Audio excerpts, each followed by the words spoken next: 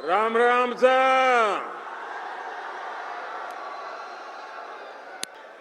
शक्ति स्वरूपा जीण माता जी,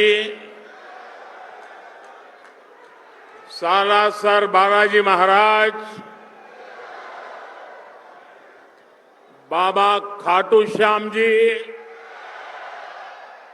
और वीर गोगाजी महाराज ने मारो बारंबार प्रणाम। राजस्थान पराक्रम और परिश्रम की धरती है। ये वीर माताओं की धरती है। ये वीर बेटों को जन्म देने वाली वीर वीरांगना माताओं की पवित्र भूमि है। और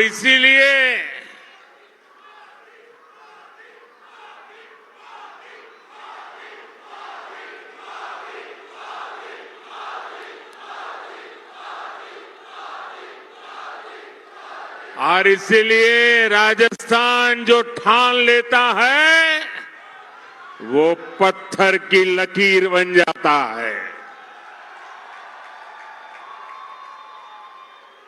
और यही जज्बा मेरे सामने देख रहा हूं।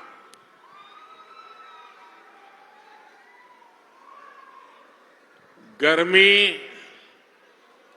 और धूप ने भी हिम्मत की परीक्षा लेना शुरू कर दिया है। लेकिन आज देखिए, परमात्मा की कृपा, मौसम जरा ठीक लग रहा है। और जब कुदरत साथ देती है ना, तो इशारा भी करती है कि हवा का रुख किस तरफ है।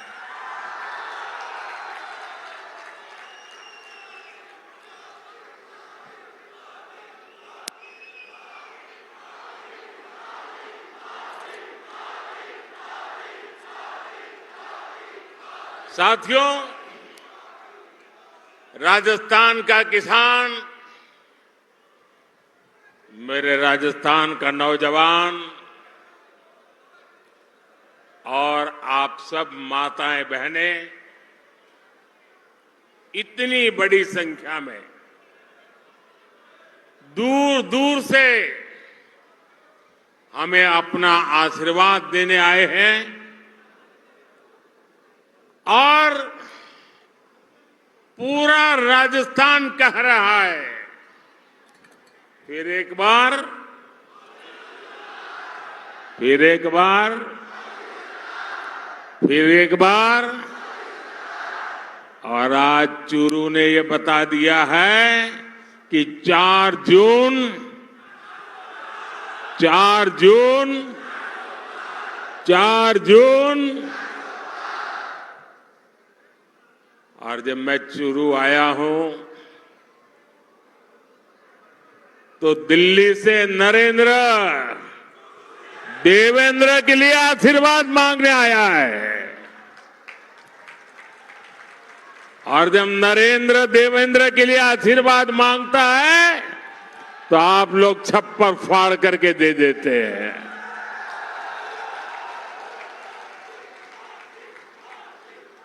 साथियों, बैठिए देवेंद्र जी। आज पूरा देश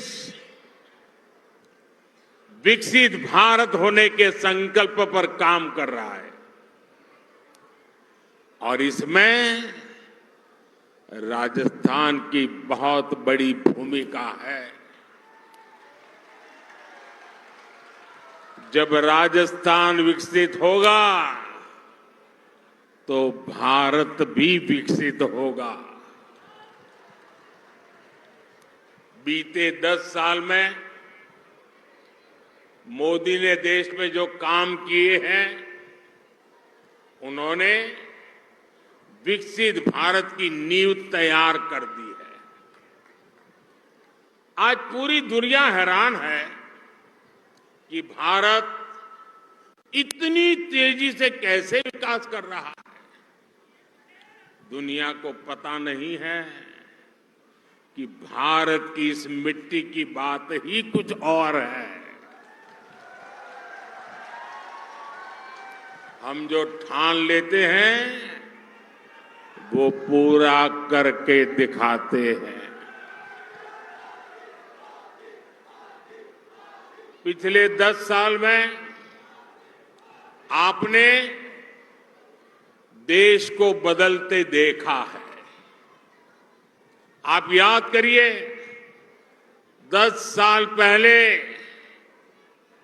तब देश कितनी खस्ता हालत में था। कांग्रेस के बड़े बड़े घोटालों और लूट के कारण अर्थव्यवस्था चरमरा गई थी। दुनिया में भारत की साख गिरती जा रही थी। आजादी के इतने दशक बाद भी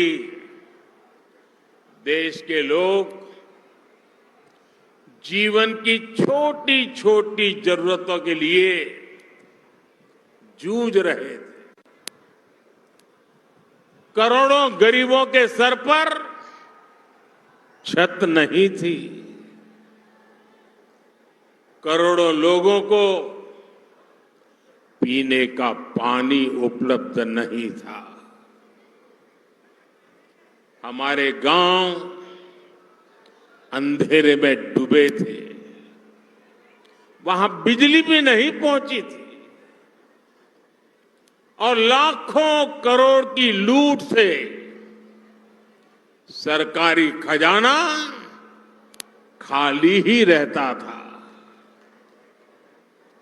आप लोगों ने भी सोचा होगा लिया, जब हालत इतनी खराब थे, इतने दशकों तक बुराइयां थी, तो इसका मन पर भी असर होता है।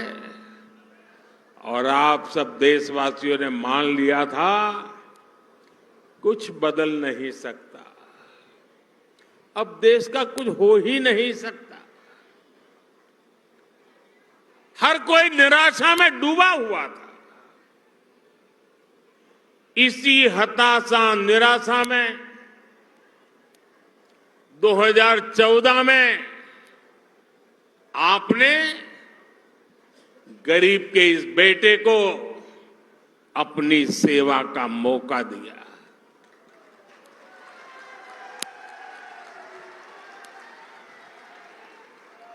हताशा निराशा ये मोदी के पास भी नहीं फटक सकती। और मैंने तय किया कि हालात बदलने ही होंगे।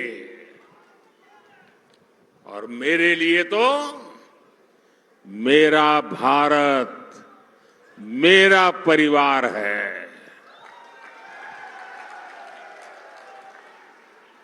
हमने ईमानदारी से काम किया। कोरोना जैसा इतना बड़ा संकट आया, दुनिया सोचने लगी थी कि भारत तो बर्बाद हो जाएगा, दुनिया को भी बर्बाद कर देगा।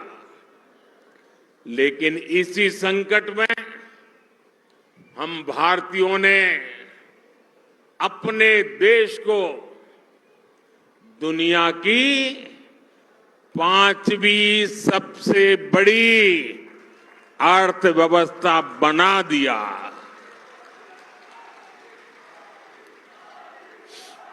हम भी कह सकते थे भाई क्या करूं, पूरी दुनिया में आपदा आई है, हमारे यहां भी आपदा आई है, मैं क्या करूं। और हो सकता है देश वाले मान भी लेते, लेकिन मोदी ने वो रास्ता नहीं चुना। चुनौतियों को चुनौती देना, यही तो हमारी मिट्टी की ताकत होती है।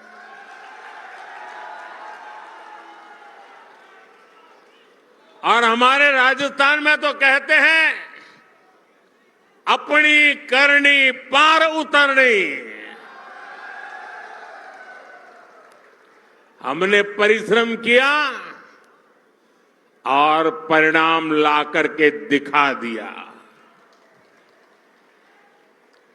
10 वर्षों में हमने करोड़ों गरीबों को प्रधानमंत्री आवास योजना के तहत पक्के आवास दिए, पक्के घर दिए, जिनकी 3-3, 4-4 पीढ़ी झुग्गी झोपड़ी में जिंदगी गुजारती थी, जो फुटपाथ पर जीने के लिए मजबूर थे,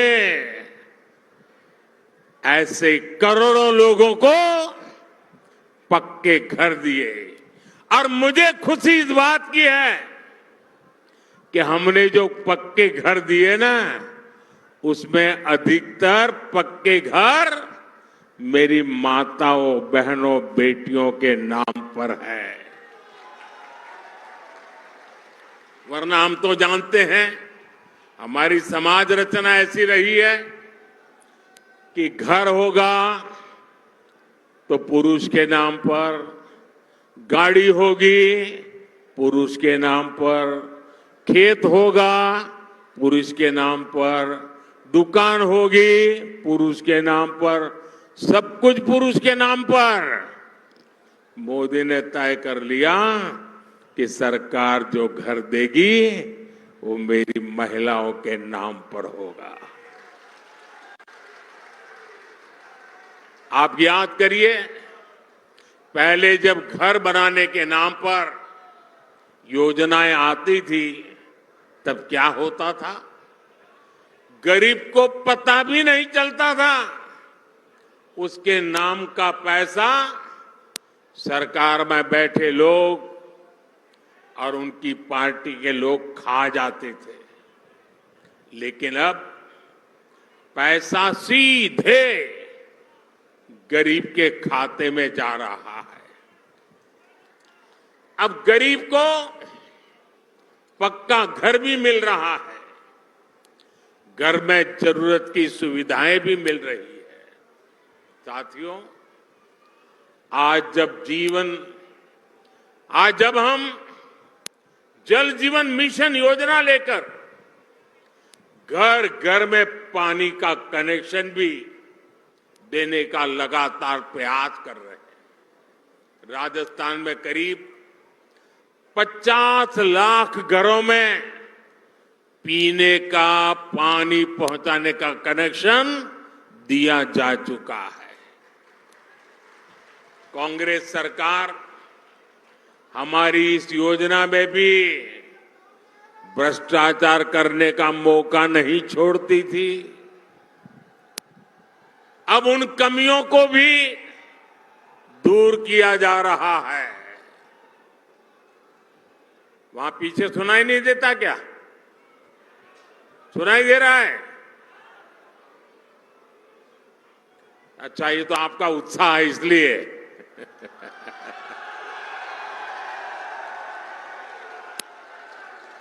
देखिए, राजस्थान के 4.5 करोड़ जरूरतमंदों को हर महीने मुफ्त राशन भी दिया जा रहा है। यानी जीवन के हर पड़ाव पर भाजपा सरकार गरीब के साथ खड़ी है।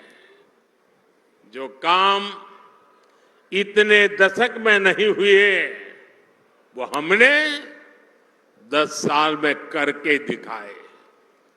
और इसलिए मैं कहता हूं, जब नीयत सही तो नतीजे सही। और साथियों, 10 साल में जो हुआ, लोग तो कहते हैं बहुत कुछ हुआ, पहले की सरकारों की तुलना में बहुत कुछ हुआ। आप भी कहते हैं अरे मोदी जी तो रात दिन दौड़ते हैं, काम करते ही रहते हैं, सोते हैं कि नहीं सोते हैं, आप लोग बताते हैं, मुझे पता है। लेकिन काम कितना भी क्यों न हुआ हो, औरों की तुलना में अनेक गुना हुआ हो, लेकिन मोदी के मन की बात में आज चुरू में बता देता हूं। बता दूं?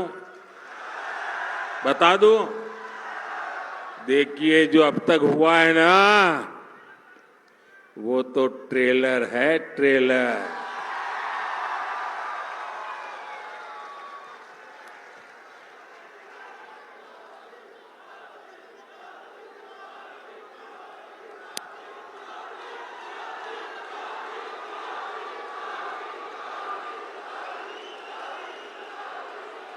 आप आजकल बड़ी बड़ी होटल में खाना खाने जाते हैं ना, तो पहले एपेटाइजर लेकर के आते हैं। थोड़ी थोड़ी 2 3 4 जरा बड़ी चटाकेदार चीजें परोसते हैं। तो कभी लगता है यार इतना आ गया, पेट तो भर गया, आप खाना क्या खाएंगे। ये जो मोदी ने किया है ना, वो तो एपेटाइजर है, एपेटाइजर। अभी तो पूरी खाने की थाली आधी बाकी है। बहुत कुछ करना है भाइयों, बहुत सारे सपने हैं। हमें देश को बहुत आगे लेके जाना है। साथियों, आज देश में मोदी की गारंटी की चर्चा हो रही है। मोदी की गारंटी कैसे पूरी होती है और कितनी रफ्तार से पूरी होती है, राजस्थान उसका बहुत बड़ा उदाहरण है। मैंने मेरी माताओं बहनों को गारंटी दी थी कि गरीबों का उज्ज्वला सिलेंडर सस्ता किया जाएगा। ये गारंटी पूरी हो गई है। मैंने युवाओं को गारंटी दी थी कि बीजेपी सरकार बनते ही कांग्रेस के पेपर लीक इंडस्ट्री के खिलाफ जांच बिठाई जाएगी। ये गारंटी भी पूरी हो गई है। मैंने ये भी गारंटी दी थी कि राजस्थान का मेरा किसान, शेखावटी के मेरे लोगों के लिए पानी की समस्या को खत्म किया जाएगा। जिस ईआरसीपी प्रोजेक्ट को कांग्रेस ने लटका कर रखा था, हमने उसे न केवल स्वीकृत किया बल्कि तेजी से काम भी जारी है। इससे पीने के पानी और लाखों हेक्टेयर जमीन को सिंचाई का भी लाभ मिलेगा। हमने हरियाणा से समझौता करके शेखावटी में पानी लाने का रास्ता भी साफ कर दिया है। भाइयों और बहनों, भाजपा जो कहती है वो जरूर करती है। दूसरी पार्टियों की तरह भाजपा केवल घोषणा पत्र नहीं जारी करती, हम तो संकल्प पत्र लेकर के आते हैं। 2019 में हमने जो संकल्प पत्र जारी किया था, उसके ज्यादातर संकल्प पूरे हो चुके हैं। और 2 साल कोविड के संकट के बावजूद भी मोदी ने आपको जो वादा किया था, वो वादा पूरा करने के लिए एड़ी चोटी का जोर लगा दिया है। राजस्थान के मेरे भाई बहन, जम्मू कश्मीर की धरती पर जो मेरे वीर जवान शहीद हुए ना, उसमें मेरे इस शेखावटी के जवान भी शहादत मोली थी। उस जम्मू कश्मीर जहां पर मेरे राजस्थान के वीरों का रक्त आज उस जम्मू कश्मीर से आर्टिकल 370 खत्म हो गया।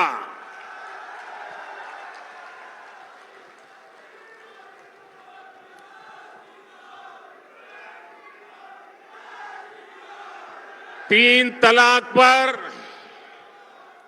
कानून हमारी मुस्लिम बहनों की मदद कर रहा है। और मेरी मुसलमान माताएं बहनें समझे, ये 3 तलाक आपके जीवन पर तो खतरा था ही था, मेरी मुस्लिम बेटियों के सर पे तलवार लटकती रहती थी। मोदी ने आपकी रक्षा तो की है, लेकिन मोदी ने हर मुस्लिम परिवार की भी रक्षा की है, क्योंकि मुस्लिम परिवार का वो पिता, वो कभी सोचता था कि बेटी की शादी करके भेजा तो है, 2-3 बच्चे हो जाएंगे, उसके बाद अगर वो 3 तलाक करके वापस भेज देगा तो मैं बेटी को कैसे संभालूं। भाई को लगता था अगर 3 तलाक के कारण मेरी बहन घर वापस आ गई तो मेरा परिवार कैसे चलेगा। हर मां को लगता था कि इतने उत्साह और उमंग के साथ बेटी को शादी करके भेजा है, लेकिन 3 तलाक कह करके अगर बेटी को लौटा दिया तो मेरी बेटी की जिंदगी का क्या होगा। यानी पूरा परिवार 3 तलाक के नाम पर लटकती तलवार के नीचे मुसीबत में जिंदगी गुजारता था। मोदी ने सिर्फ मुस्लिम बहनों को नहीं, सभी मुस्लिम परिवारों की जिंदगी को बचाया है। लोकसभाओं में महिलाओं के लिए आरक्षण का कानून भी संसद ने पारित कर दिया है। ये भाजपा ही है जिसका संकल्प पत्र भी अपने आप में एक गारंटी माने जाना लगा है।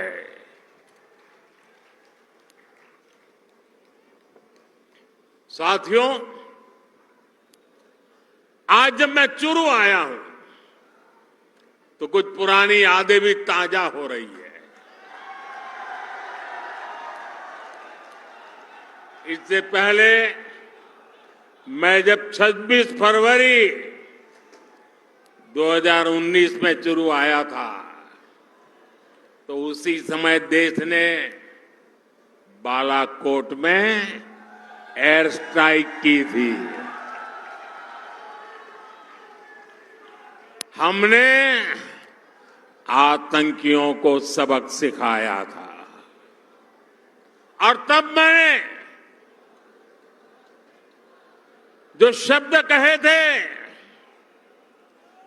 चूरू की धरती पर जिन शब्दों को मैंने दोहराया था, मैं आज फिर एक बार इस वीरों की धरती पर आया हूं तो मेरे उन भावों को दोहराता हूं। तब मैंने कहा था, यही चूरू में कहा था, सौगंध मुझे इस मिट्टी की,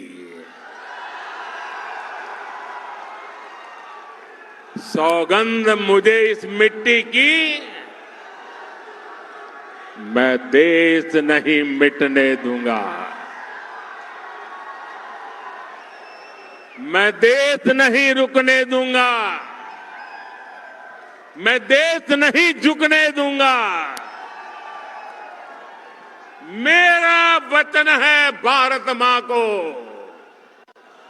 तेरा शीश नहीं झुकने दूंगा।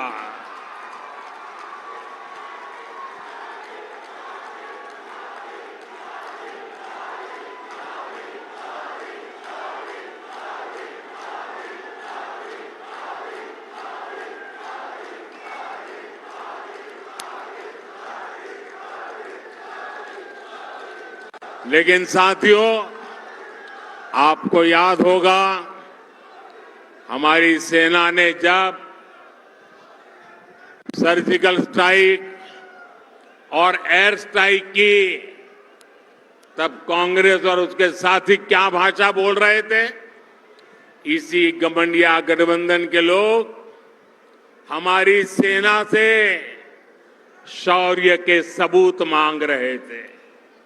भाइयों और बहनों, सेनाओं का अपमान, देश का विभाजन, ये कांग्रेस पार्टी की पहचान है। जब तक इंडी अलायंस के लोग सत्ता में रहे, इन्होंने हमारे जवानों के हाथ बांध कर रखे। दुश्मन हमला करके चला जाता था, ये जवानों को जवाब देने की इजाजत नहीं देते थे। हमारे जवान 1 रैंक 1 पेंशन की मांग करते थे, कांग्रेस ने इसे भी पूरा नहीं होने दिया।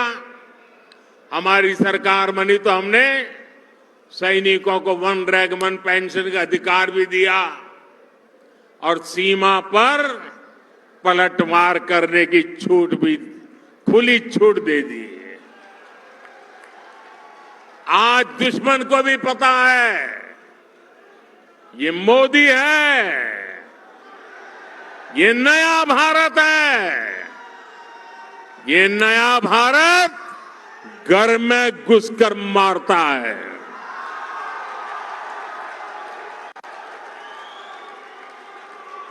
साथियों,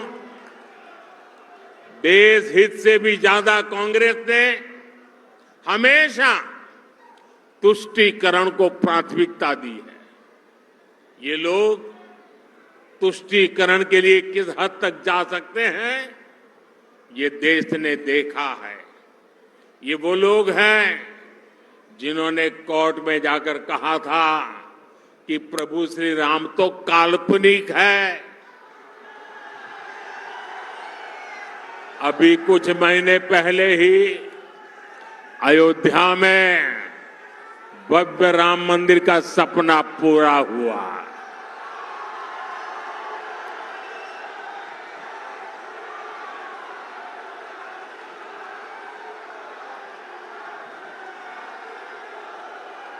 पूरा देश प्राण प्रतिष्ठा का उत्सव मना रहा था, लेकिन कांग्रेस पार्टी खुलेआम हमारी आस्था का अपमान कर रही थी। साथियों, देश ने कांग्रेस के पापों की हमेशा कीमत चुकाई है।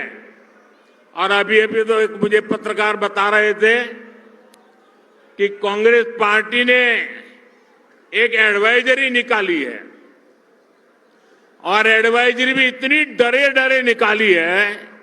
उन्होंने कांग्रेस की सभी इकाइयों को कहा है कि अयोध्या राम मंदिर की चर्चा अगर निकल पड़े तो मुंह पे ताला लगा देना,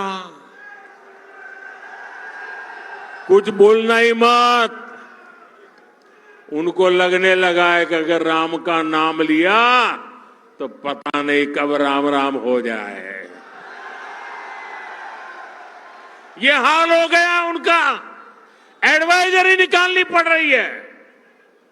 भाइयों बहनों, हमारा देश, हमारी आस्था, इनका इतना घोर अपमान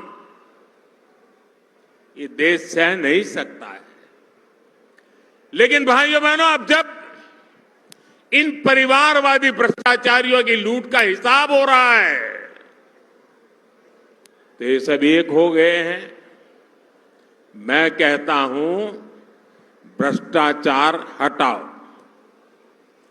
तो वो कहते हैं भ्रष्टाचारी बचाओ।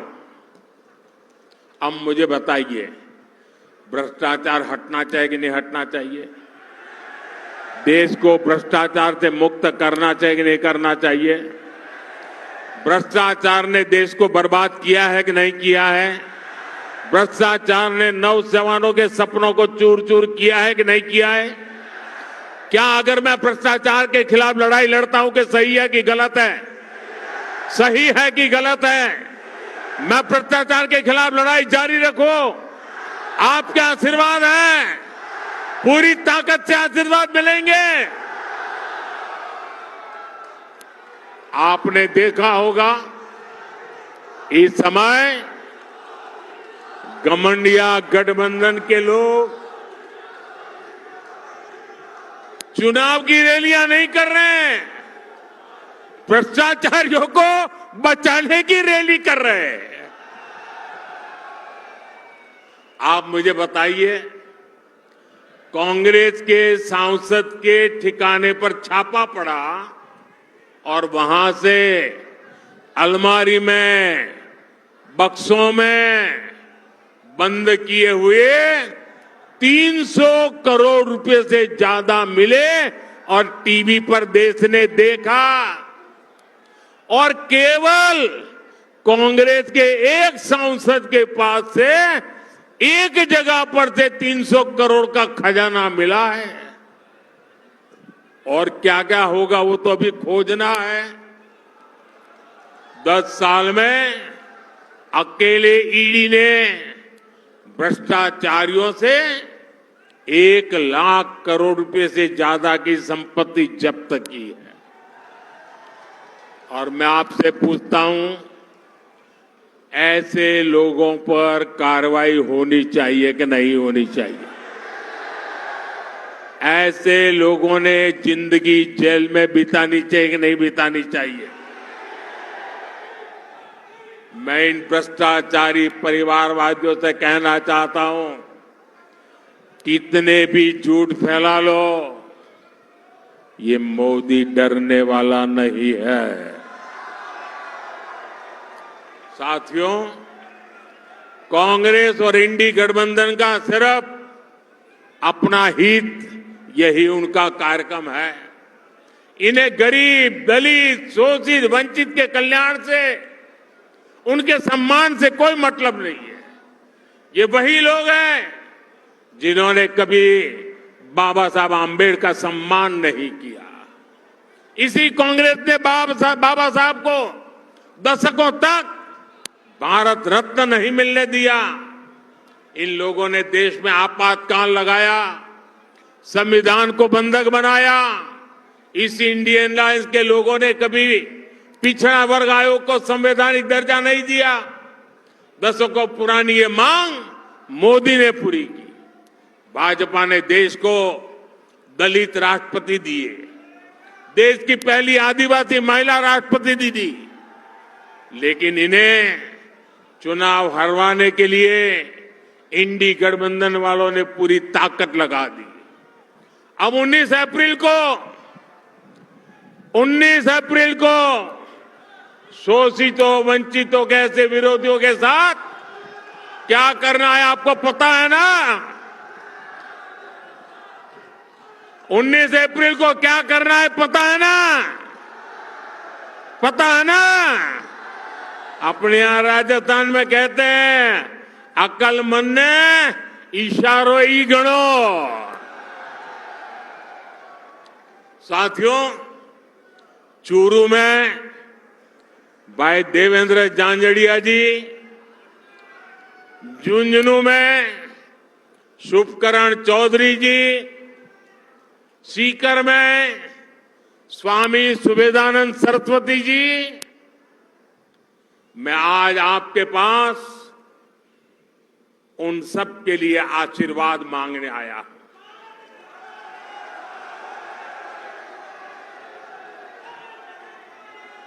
और आप में से बहुत कम लोगों को पता होगा, मैं आज बता देना चाहता हूं,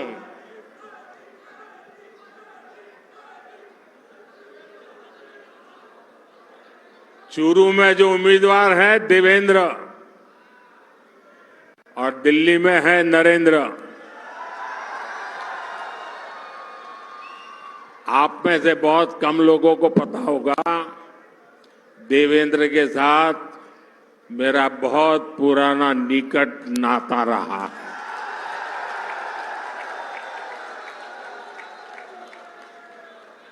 और जब मैं देवेंद्र को पहली बार मिला, जब मैंने उसकी मां की बातें सुनी, मेरे मन को छू गया कि मेरे देश के आन बान के शान के लिए शेखावटी की गरीब मां, अनपढ़ मां, अपना बेटा जिसका शरीर मुसीबतों से गुजारा करने वाला शरीर है, लेकिन उसको भी दुनिया में देश का नाम रोशन करने के लिए मां प्रेरित करती है। और देवेंद्र भी गरीबी की परवाह किए बिना जी जान से जुट करके भारत का सम्मान बढ़ाया है। देवेंद्र को टिकट देने के पीछे मोदी का मकसद यही था कि जो गरीब मां का बेटा होता है उसके सपने भी पूरे होने चाहिए।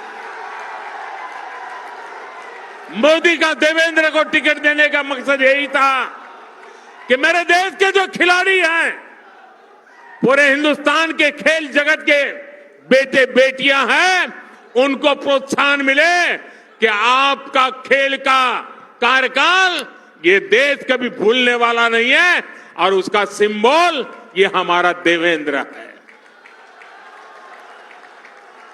और इसलिए मैं चुरू वासियों से विशेष रूप से ऐसा गरीबी से ही लड़ा, ऐसा नहीं, दुनिया में जाकर के देश का डंका बजाया।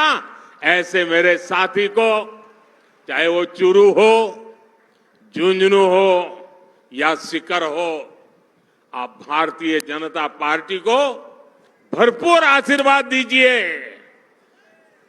और मैं आपको विश्वास दिलाता हूं, आपके सपनों को पूरा करने के लिए मैं एड़ी चोटी का जोर लगा दूंगा जी।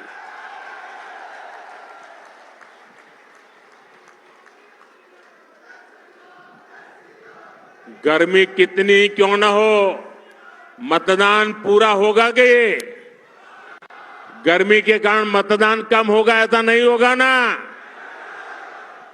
घर घर जाएंगे, माताओं बहनों को मेरी बात बताएंगे, चुनाव जीतने के लिए मतदान करेंगे। अच्छा, मेरा एक और काम करेंगे, मेरा पर्सनल काम है, करेंगे।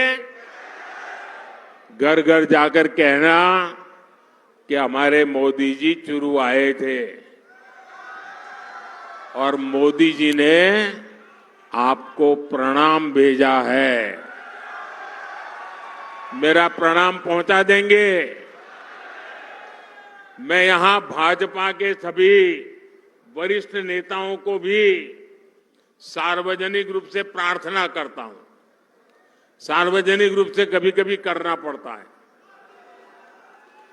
ऐसा है कि चुनाव का समय है, हर किसी के जिम्मे बहुत सारा काम है, लेकिन इनको मन में रहता है कि प्रधानमंत्री जी आए और हम नहीं जाएंगे तो कैसा लगेगा।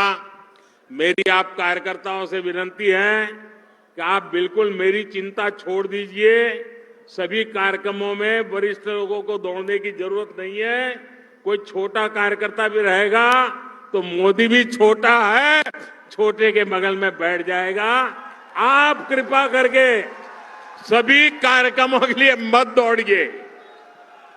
मेरे साथ बोलिए, भारत माता की, भारत माता की, भारत माता की।